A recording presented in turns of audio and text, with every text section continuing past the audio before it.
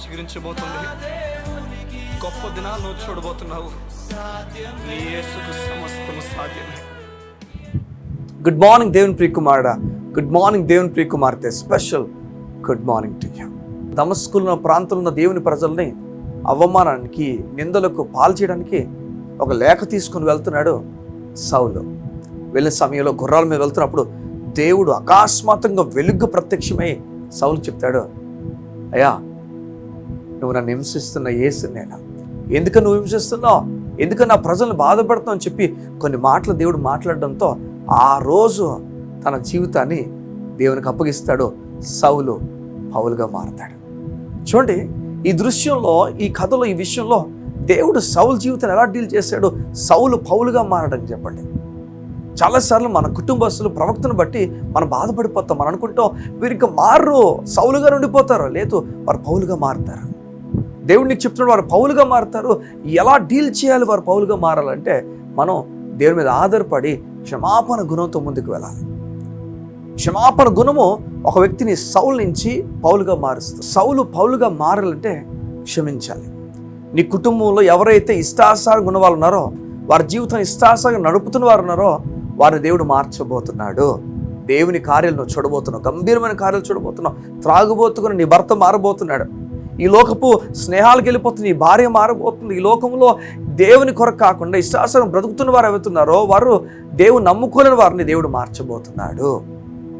దేవునికి అసాధ్యమైన ఏముందా? సమస్తం సాధ్యం కదా. ఆయన మాట మనకు సెలవిస్తుంది కదా, సమస్తము సాధ్యమని. యువతి అన్న, ఇలాంటి ఒక బ్రతుకులో, బలహీనమైన బ్రతుకులో చూడండి బలవంతుని దేవుడు ఎలా పనిచేశాడు. చివరకు ఈరోజు కొత్త నిబంధనలో చాలా పుస్తకాలు రాసిన ఒక వ్యక్తిగా, తన చేత రాయబడిన ఒక వ్యక్తిగా పౌలు మనం చూడట్లేదా? సమాజానికి, సంఘమునికి ఎంత సేవను అందించాడు చూడండి.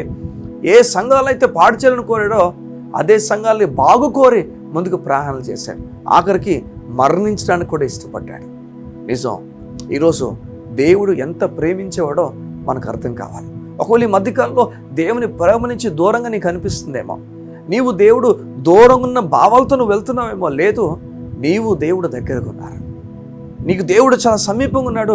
బైబిల్ చెప్తుంది, రోమిలకు రాసిన పత్రిక 5:1 కాబట్టి విశ్వాసం మూలంగా మనం నీతిమంతులుగా తీర్చబడ్డామని, మన ప్రభువైన యేసుక్రీస్తు ద్వారా దేవునితో మనం సమాధానం కలిగి ఉన్నాం.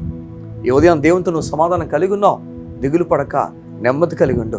దేవుడు నీ బలహీనమైన జీవితంలో తన బలాన్ని చూపించడానికి ఇష్టపడుతున్నాడు. కళ్ళు మూసుకుంటావా? ఈ ఉదయం నీ గురించి ప్రార్థన చేస్తాను. మా ప్రియ పరలోకపు తండ్రి, నీ బిడ్డలు బలహీనమైన సమయాల్లో నీ బలాన్ని పూర్తిగా వారికి ఇచ్చి, సౌలు ఉన్న జీవితం నుంచి పౌలుగా వారి జీవితాలు మార్చబోతున్నందుకు నీకు స్తోత్రం.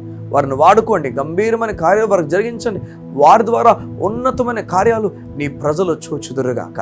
నీ కార్యాలు వారి జీవితంలో అనేకులకు ఆశీర్వాదంగా మార్చండి. నీవు వారి కొరకు ఉద్దేశించిన సంగతులు గొప్ప గనక నీ ప్రజలు ఎన్నడూ కూడా భయపడిపోకుండా, దిగులు పడిపోకుండా నీ మీద ఆధారపడడం నేర్పించండి. మా తండ్రి, ఎలా అయితే అబ్రాహాము నీ పైన ఆధారపడ్డాడో, ఎలా అయితే నోవా నీ పైన ఆధారపడ్డాడో, నీ ప్రజ నీ పైన ఆధారపడ్డారో, అలా మేము కూడా నీ పైన ఆధారపడినట్టుగా, ముఖ్యంగా నీ ప్రియబిడ్డలు ఆధారపడినట్లుగా నీ కృపనిచ్చి నడిపించమని అడుగుతూ యేసు నామమున ప్రార్థించుచున్నాము తండ్రి.